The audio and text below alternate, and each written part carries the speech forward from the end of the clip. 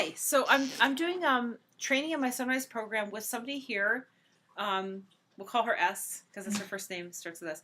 And my daughter kept talking about somebody was being mean.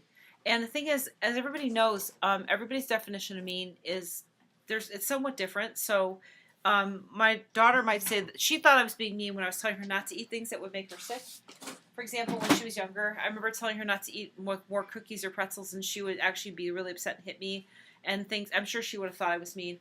And so, and there were other terms. Do you remember the other terms? I can look at my notes, but there were other terms. My notes are here on the laptop, so I'm going to be looking at you guys while I'm looking at my notes. She wasn't being very nice. Right, so it says like, oh, and you guys were talking about, you had mentioned she's taking anger out on somebody, right? Mm-hmm. And then, does this remind you of when we talked about the roller girl, where somebody was, quote, like mean in that book, where she was talking about that? You said about somebody being selfish, and you were looking it up or trying to define that. I think that Tiana is spoiled. That was something you were talking about. I don't know if that was like the character, the princess, or the person on YouTube. And then, let's see, this is something else. Anyway, so yeah, so for example, so what do you do with that, right? So we're in this program. Okay, so the Sunrise program is based on being flexible about what you believe about things, and whether somebody's like mean or not is often subject to interpretation. So for example, there's a bunch of people who cut down a bunch of trees this fall. I would call them, you could call them mean, you could call them stupid, you could call them misguided, but I don't think what they did with the trees this fall was a good thing. Okay, so then I'm sure they thought it was a good thing. And I'm sure somebody who paid their budget thought it was a good thing. The famous one is, 9/11, like a chunk of the world really celebrated, a chunk of the world thought it was like super evil. People throw this back and forth. So the thing is with Sunrise, you really have to like just be clear about what the thing is underneath the term. So if she thinks that somebody's being mean, so you want to just get clear on what does that mean. So it might be like, well, she doesn't share. I think it's mean because she doesn't share such and such with her friends, or I think, like people sometimes will being who are trying to teach a really valuable lesson will do something that's conceived of as mean. Like they'll like have you jog around the block and then have you do jog. They'll think this is an important lesson to learn, so do push-ups if you do this mistake again. Like or jog around the block, and then if you watch a classic example is like a football person. They're like, okay, everybody, get your stuff on. Now I mean like another 15. I see some of you lagging. Okay, that means we're gonna do another run around the block. Okay, everybody. And I've been in this. I did sports for like all seasons of the year, and I remember. That's not mean. That's actually a good coach if you want to actually have great performance and stuff. So mean is kind of, to me, is so subjective that you really want to get to what's under it. So if she or selfish, like what does it mean to be selfish? Because the thing is, anybody who doesn't take care of themselves, the people who people most admire usually take care of themselves. They admire like actors who make sure that they rest and exercise and study their art, and then the people who take care of their body or are coaches and people. So it's like we actually do want people. And one of the things in the option process, which includes Sunrise program, is the idea that it's not a bad thing to be selfish. Like selfish is sort of where it all starts, and then from the position of that you are taken care of and you have a good rest and everything, then you actually give. You have more natural goodness. Like our program believes there's sort of like natural goodness in people, and assuming that they're not being fueled by and using judgment, like negative judgments of people as their fuel. Which, by the way, there isn't a word for really positive judgments on people. So if I say, hey, you did great in there. You're such a great participant. Or you are, well, it's kind of like, it's the same thing as saying you're a bad participant, but for some reason, it's really different. Like we call it being, every time I say use judgments, what I mean is use negative judgments. Judge negatively, not just like judge positively, because we actually do judge positively. That's actually really important in our program to encourage a child to do something. Hey, great job. Oh, I really love doing that with you. Oh, that's so neat. I really like that picture. That's a great picture. Thank you for showing me that. That is a great question. They're all like good, right? Then there's like the negative ones, like in the name calling, it really includes judgment plus a word, and you wrap them together and you just hand it to somebody like an explosion. It's like you're giving them like a grenade to like ruin their life. So if you say like that person's so a person who's being selfish. Let's talk about that briefly. So who is she referring to, or who are you referring to? Hold on. Okay, can't get this phone right now. text her just because we're recording. Go ahead. I think I was talking about. I think it was either the roller girl, the roller. Rachel. Let's even just go with that. What did she do in the book that you thought was kind of you would call selfish? Well, I think she was. I think it was her. No, I call her inconsiderate. Yeah, that's also like inconsiderate is a description. It's not actually name calling. Actually, so that's better. Because I mean, the thing is, so I'm not sure how to describe this because some people don't understand the importance and like what it does. But if you actually look at any serious coaching about performance, they're really careful about their words. They're really careful when they'll be like, you're always succeeding until you start blaming someone else. Like you always have to take responsibility, or that it matters to say, instead of saying, I'm not going to lose this one, you say, I'm going to win this one. The difference, I mean, people who actually really value performance and it matters and that like what they think matters, and that most coaches, great coaches know that most of success in sports is actually in the mind. Because like everybody who's at the point that they want to do the training, they're committed enough and they usually already have like an appropriate level of body ability, whatever that is. But the specific words really, really matter. And it's hard to say. I mean, my husband just totally doesn't believe that. Like, it's hard to talk to a person and say, that really makes a difference how you say that, and have a person say, I don't see that. It's a lack of differentiation in the brain. Like, you have to see the difference in how those two things play out. And so getting back to selfish, for example, the minute somebody uses the word like that, in what we call the option process, I'm a certified option process mentor counselor. And what we do is when we do a dialogue, which is the thing that started and underlays the whole Sunrise program, is the idea that you can question something and get to what you really mean without judgment, and then have the possibility of your brain suddenly realizing a different way to view things. It sort of like does it a little on its own. Once you take all the judgments away, and you try to like lay everything out, you'll see things. And so if you had, in the case of, let's say, the name calling, if you had just what the thing was that she called the name, like, okay, so she didn't, let's say, I'm going to make this up. So she borrows okay, I had a roommate that I judged that borrowed my stuff. She used to borrow my stuff and use it, and then I would find like my shoes looked like they were like beat up or something, or she would actually use my vacuum and broke it. And and I would just try to use what happened to my vacuum? Oh, she broke it. She like vacuumed up nails or something terrible like that. Instead of picking up nails, she tried to vacuum them out. So I would say back then I would say she's like a bad person. Now I would say I don't like that behavior. I don't like her. I could say it's inconsiderate. That's a perfect example of me. She did not consider, technically that's a non-judgmental word. She did not consider the results and the impact on me, which I would say, now some people say that makes you selfish, but the thing is, everybody's being, I'm sorry, this is one of those things that at the Institute they take ownership of a word back. So being selfish, being a liar, they say them without judgment. Like, it's like people lie about so much stuff. They shade the truth.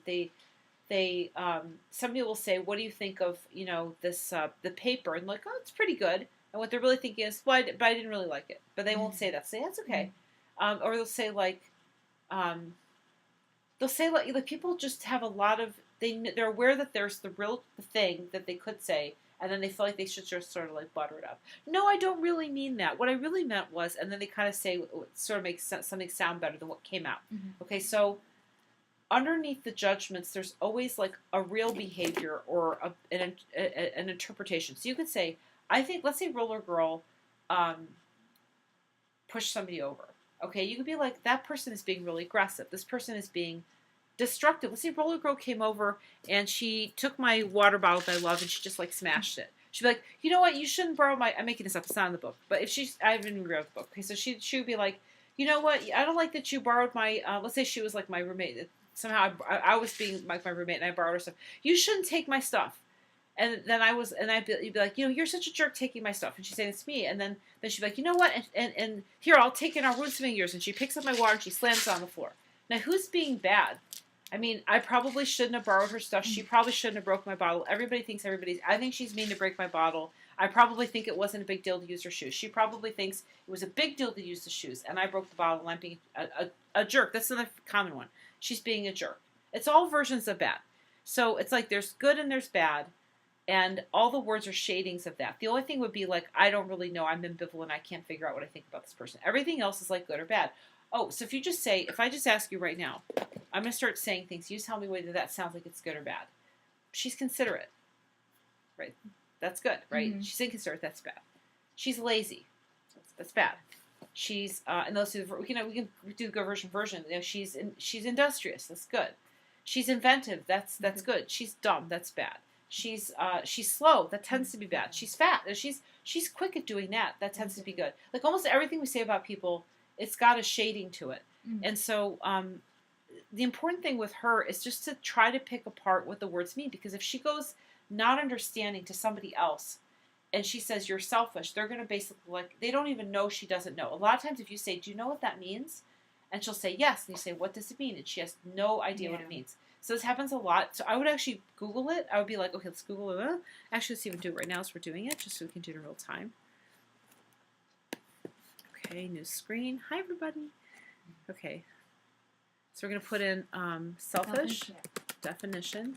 I do this a lot with her on my phone or whatever. So, okay, so definition is lacking consideration of others. It's funny, it's the same word. Concerned chiefly with one's own personal profit or pleasure. But I would, and they have like other words like egotistical, egomaniacal, self-centered, selfish, concerned excessively or exclusively. That's a better definition. Because everybody has to do it. I mean, did you shower?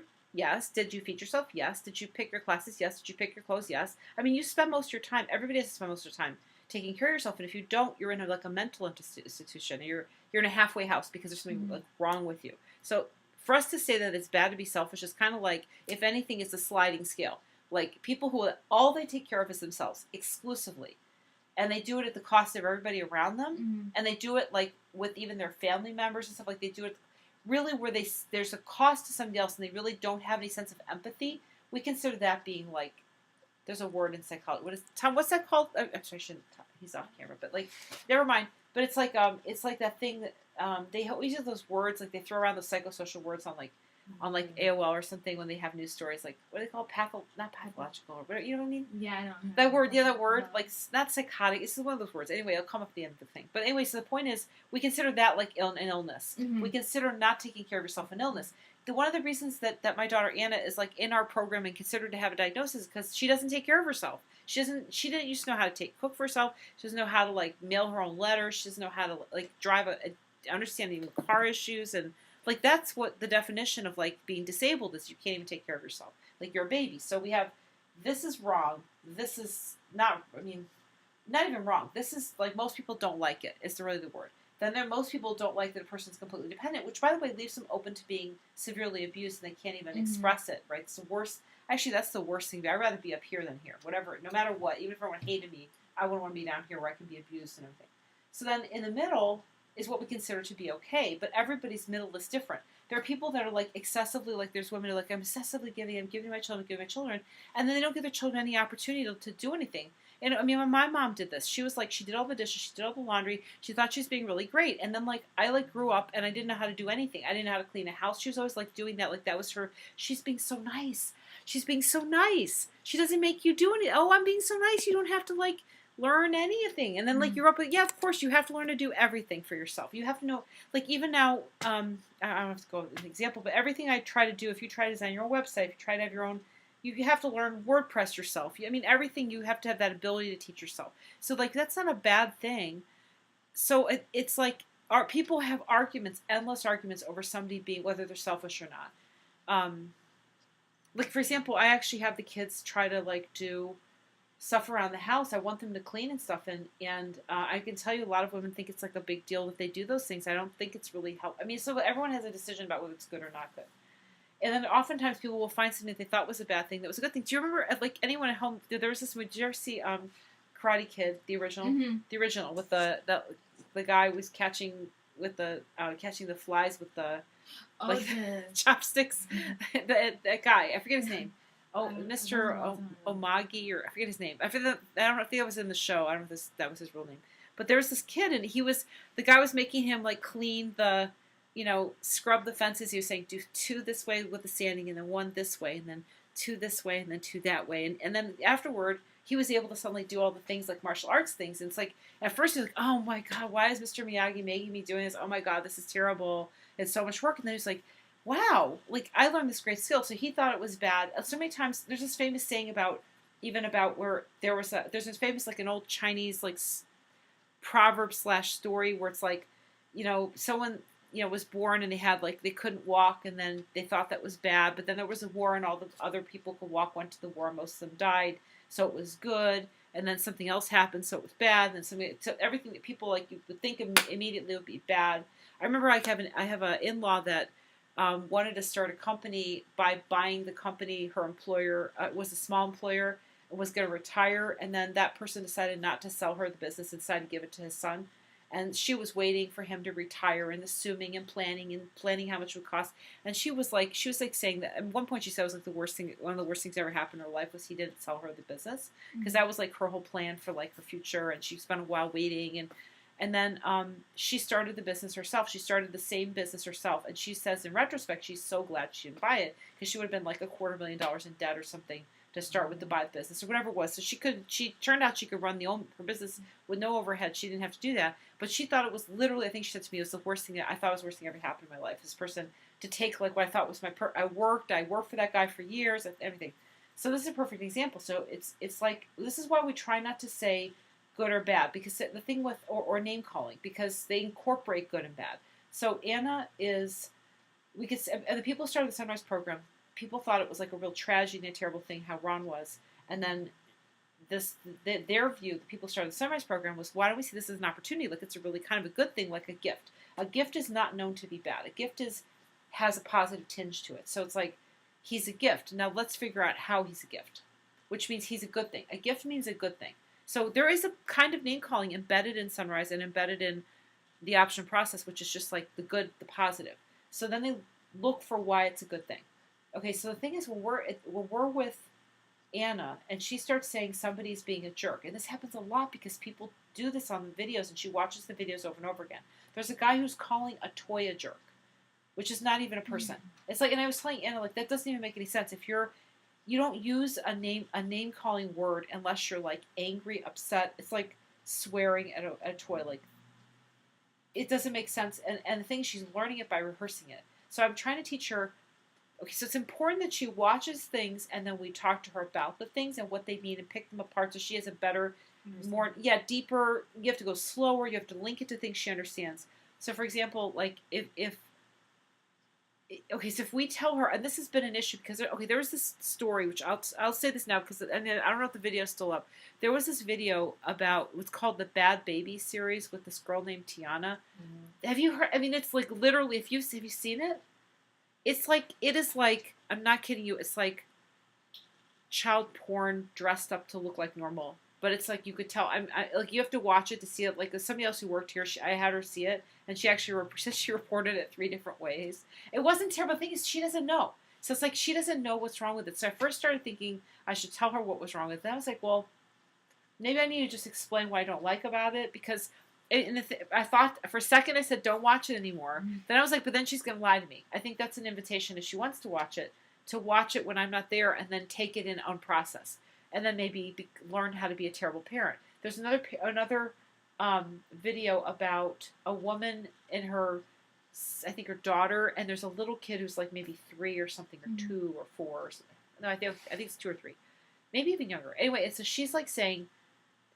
Anna kept repeating what she was saying, and I was like, what are you... It didn't even make sense. And she said, say something stupid on, and I was like, doesn't make any sense. So I said, play it for me, and she played it, and this woman was saying to the kid, what you doing? Something stupid, huh? Like that. It was like something, what do you... It was like, okay, so, I don't know. Hey, we're recording. We're on YouTube, honey. I'm assuming that's not something we have to, like... Okay. Anyway, so we watched the video together, and I told her what the person was saying. And then at the end of the video, they get the kid. The kid won't leave the park. At the end of the video, this daughter grabs the kid and says, we have tamed the monkey, or something like that. The monkey has been tamed, or I don't know, we have caught the monkey. Whatever it was like they were calling the kid a monkey. Which, by the way, and this is sort of an aside, they're African American, and people used to insult African Americans by calling them things like that. I mean, that was... completely abhorrent. But my point is, she's actually copying what I think I would find abhorrent. I would never call a person a monkey. Although, and then I tried to teach her, instead of saying that was bad, the thing is, she watched it over and over again, And if I tell her not to watch it, she's going to watch it anyway, and then she's not going to tell me. Which is, I always tell people, don't say don't watch the show, or explain don't watch the show, but do it without judgment. Say, yeah, I'd like it if you didn't watch the show, and this is why, and this is. But I think it's more important to struggle through what's wrong with the show, because that's harder, and in the end, she'll understand the lessons of it. So that led to me starting. I don't know if you guys have watched any of the earlier videos, but I started all these workbooks with my daughter. That are, for example, this is just one I'm pulling off the shelf, where we come up with all these different things that happen in the moment. We label what they are. There are little assignments. You see, I made up an assignment about linking like zip codes or those are state abbreviations and stuff like that with the state name. But like I created one of those for it. Just we make up curriculum on the fly.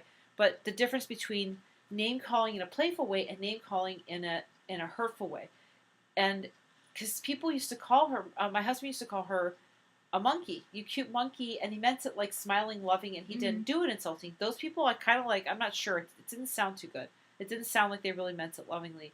And then there were people that used to call her Anna Banana, and I was like saying, see, Anna Banana is like teasing and name calling, but it's like in a really kind of a loving way. So I thought, we'll start to listen for loving, not loving. So I thought, well, this is another opportunity. So getting back to the how we handle the name calling and stuff in context. So what I would say, this is the first video, probably more than one is going to come in this series, but yeah, definitely more than one. Okay, so I would say the first thing is to try to have Anna clarify what she means when she says somebody's being a jerk.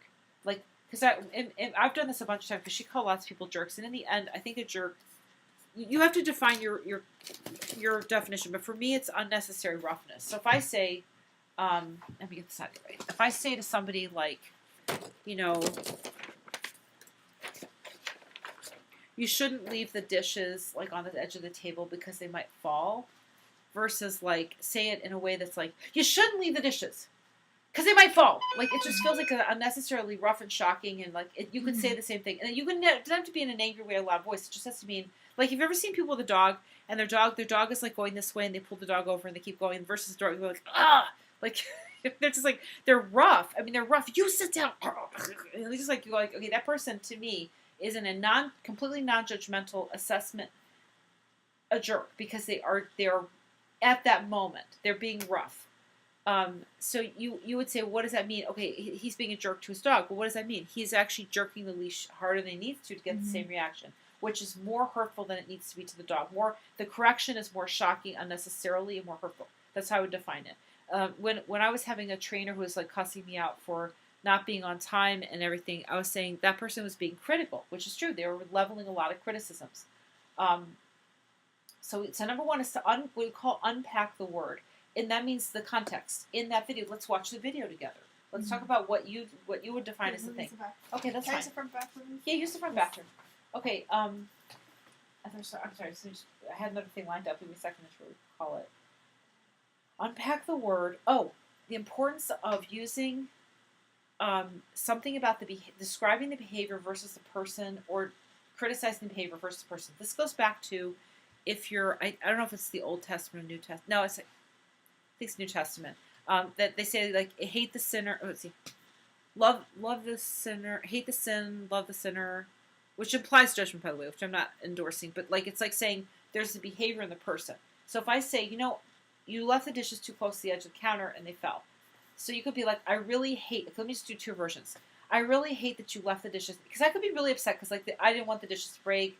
I have these glass pots, these cornyware pots that you can't replace now. So I'd be like, oh my God, you broke the pot. Those are not replaceable.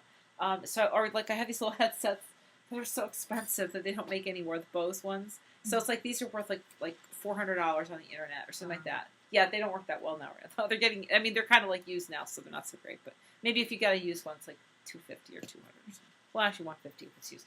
Anyway, so if somebody just stepped on one of those, I'd probably be upset. I'd be like, oh my God, like that's going to cost me like a few $100s to replace. I'm not buying them used because I can't afford them anymore. Anyway, so the reaction might be charged. So I might be like, oh my God, you just stepped on one of my speakers. Did you not look? It was right there. Did you not look? Oh, I'm sorry, I didn't look. I wish, like, I really wish, I hate that you did that. But I'm not saying, like, I wouldn't say, you're sloppy, you're this, you're that, because it's only in that moment. Because otherwise you imply that person is, like, it's part of their character, and in the end you're trying to convince them of that in a way. So think about if I were to say, you know what, you are not moving around the playroom a lot. I notice you guys are sitting at the table. if I say, can you move around more, versus you seem kind of lazy, right? So then if in the end you convince the person of the thing you just told them they are, you're going to get the worst possible outcome. Like they're going to be, yeah, maybe I am lazy. Maybe I won't move. Like it's like if you tell your kid, hey, you're just like so selfish. You're just you're a slob. Like what are you doing? Like you're convincing them of the thing you don't want. Like you're a slob. You want to be like, I don't like that you left this stuff around here. So what I would do is always say, this is the behavior. What's the behavior I don't want? I don't like that you knocked the dishes off. I don't like that you didn't check before you stepped in that thing, right? So, um, you would actually point out the behavior, and then the most important thing is to always say, I don't like it, and this is why I don't like it, or I don't want that, and this is why I don't want that. Because like versus a name, it's first of all you don't. There's no reason to go to name calling. You can just say in the end, the reason you're name calling is you don't want it, you don't like it. Even if you think it's like a horrible thing, even things like one of the reasons people have an issue with the option thing is the option process and the sunrise program is it's non-judgmental. They think, oh, everybody's like this. If you didn't like call killing people a bad thing, everybody would be killing everybody. But like you could just be like, I don't want that. Like it doesn't mean you're not going to put people in jail who are destructive. The thing I use is the word is destructive. So there are people that, for whatever combination of events out there, for some reason try to hurt people and they torture animals and they kill people and I guess I would describe it as bad, but I wouldn't. I think that they must think they're being pretty good. That's why they're doing it. If they thought they're being bad. If they thought it was bad, they wouldn't do it.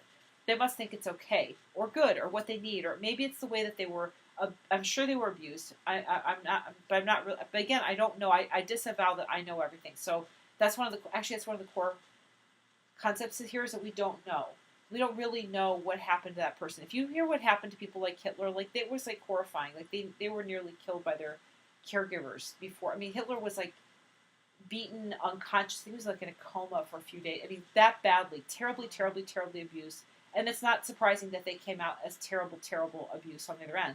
So I'm saying is you don't really know. So I'm not in a position to judge Hitler, for example. I don't like what he did. I don't want to recreate what he did. I don't want anyone else to recreate what he did. I don't want people to like. There's all kinds of things I don't want. But in their head, these people think they're okay. And the thing, there are people who ever recover from things like that. They do it through love, not judgment. There was a video about this kid who was like killing. She was like dangerous, like at a very young age. She was like maybe like 8 or something, and she was like trying to like.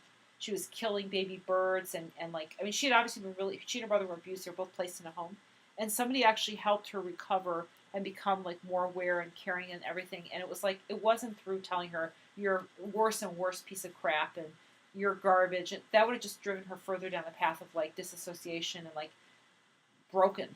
You know what I mean? So it's only through like attachment and modeling and celebration of or like encouragement of things that we change people, in my opinion.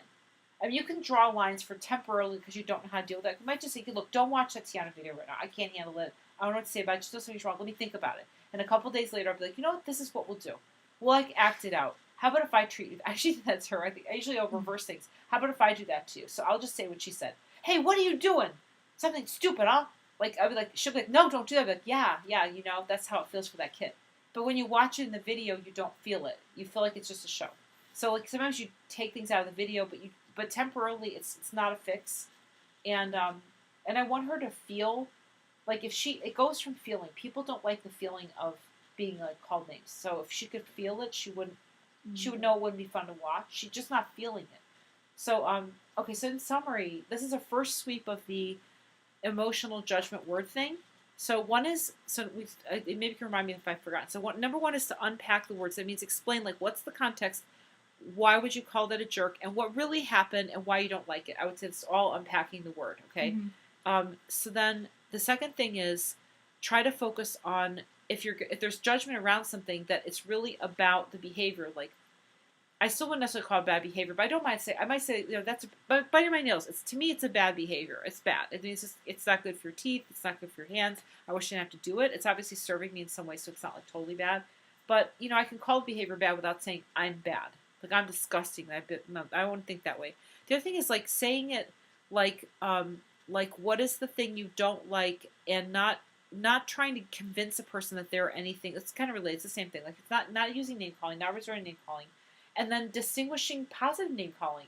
and positive judgment from negative. Like we're talking about, like, you know, you're such a cute little, like, Anna Banana versus somebody saying, like, Anna Banana, like, that'd be gross. And you have to, like, hear the difference.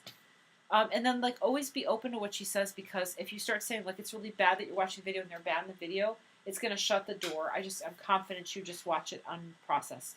And I don't want her acting like that when she's an adult.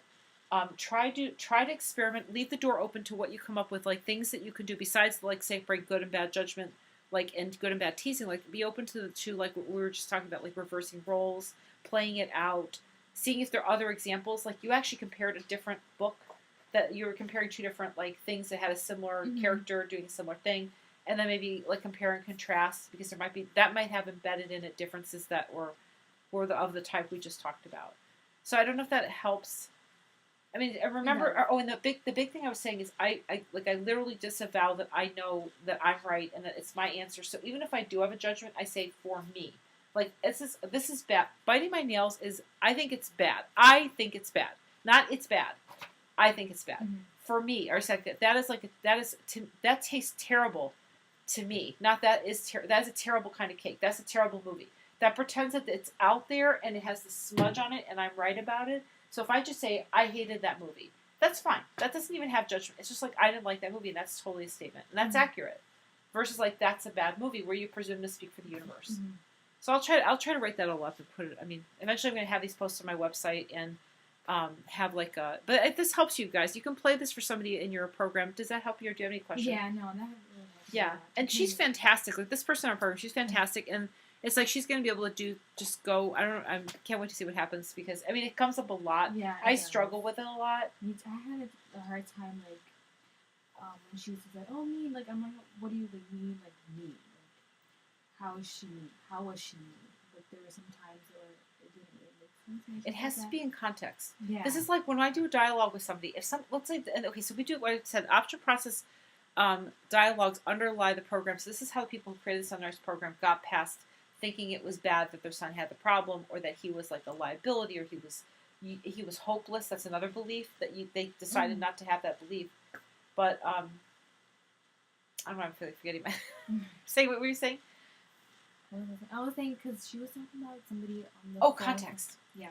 Context. No, we need context, because so if you came in and said somebody was really mean to me, was somebody mean to you recently, that you would interpret it as mean. Not really. Okay, so let's make up that somebody I'm going to make it up, because I'm going to give you a context. It has to be a context. So let's say I'm looking at, there's a gas station pretty close to here. I'm imagining there's a person behind you and they keep honking their horn. Can you move your car up? And you're looking in the middle of filling your car. So you really can't stop. You can't drive your car with a hose stuck on it. You're not that far. You think that whatever it was, you're just like, can you wait? And they're honking and they're being impatient. That's the word I would use. You'll get better and better at using accurate words instead of the judgment words. Instead of saying that person was rude or a jerk, I would say they were really impatient. And I might even say that they were rude in the sense that they were trying to be really noisy and imposing on me, which is not meant with judgment. It just describes the behavior for me. It's anyway, but if rude really borders on unnecessary roughness, and I kind of think that's what the honking is. It's like jerking leash extra. So the context is, so you might come in and say, hey, somebody was being really mean to me today at the gas station. And maybe they might have, let's say even say they gave you the finger. So, like, let's say they did that, and in the end you pulled off and they gave you the finger. You could, okay, that feels mean to me. The honking feels impatient. That feels like they're intending to, like, just hurt you somehow. So you could say that person's really mean to me. And I would be like, well, what do you mean by mean? Well, they were honking. They were, they gave me the finger. And we would just go, so that's really what the thing, I could be like, in the end, you don't like it because of why? Because you couldn't move. You were doing the best. I'm just making this up. I was doing the best I could. I couldn't move. It was dangerous to move. I was almost done. I was in a hurry. They didn't need to do that. They knew I was saying I was going to move. I didn't think my car was unnecessarily too far there. Their vehicle was super big, so it wasn't really my fault they couldn't fit their giant truck behind me. The fact that they gave me the finger meant that they were just saying I wasn't being, all the things I just said. I was being thoughtful. They were inconsiderate. They didn't consider that I was busy. I was in a hurry. It was freezing. It's like the whole thing that I might feel bad when they honked or gave me the finger. That it was inconsiderate. Okay, that's unpacking it. Now we can get onto like why that's so uncomfortable for you right now, and then you can let go of it and move on with your day. Versus if you think people were mean and jerks to you, you carry around this yeah, like that there's people out there that are just like, one of the great benefits of the Sunrise program or the option process is that you get the feeling like you start being able to understand why everybody's doing what they do, and you feel less upset about everybody, even if you don't like their behavior. People who cut you off in traffic, like, I'm sure they think it's really important that they did that. Mm-hmm. And people, even people who are criminals, I think people criminals still need to be rehabilitated or kept away or whatever. But I don't think of them as like, they're not trying to be mean. They literally didn't learn the skills. They were in probably terrible schools. They had parents that basically, they didn't get any positive lessons. Maybe they might be genetically something. Mm-hmm. I don't know what. They made some amount of choice in that. Sometimes people make choices that they later really regret, and then boom, they're a criminal. Like, they're not like that different. And there are people that are like terrifying because they're not normal as far as any emotions that they have. Like the people who are like serial killers and people who are just like, you see, there are people in stores that, like, I'm afraid I have to weigh whether to interrupt because like there are people that are like calling their kids names and picking on them. I'm just going, this is like, what is this child going to become for this is dangerous to be making this child into whatever you're doing right there. So like, I have to I'm not sure where to interrupt or whatever, but I mean, there are people that to me are just terrifying. And it doesn't mean I'm not scared of them. It doesn't mean I don't want to be away from them. It doesn't mean I don't want to fix it. But just on top of that and on top of it, they're like, ooh, I'm going to be mean to her. Ooh, like, nobody does that. They all think, even the people who used to, like, let's say, rough up gay people, they thought they were doing the right. They thought they were in the right. They didn't understand. It's like, are the people who used to, like, be, prejudiced against, like, Irish people. Like, there was a time my grandmother was growing up, they were like, they're filthy, and things that just, like, people, like, I can't believe we ever said that. And the same thing with black people. I mean, like, people who think that black people are not human, and the people, they, in their head, and a lot of these people, everybody's just like, they're being taught stuff, and then there's an amount of how much can they rewrite their own software, and how inventive are they to come up with a new approach. So maybe, like, people who are, sorry to look at you guys wrong. Anyway, so maybe people who are,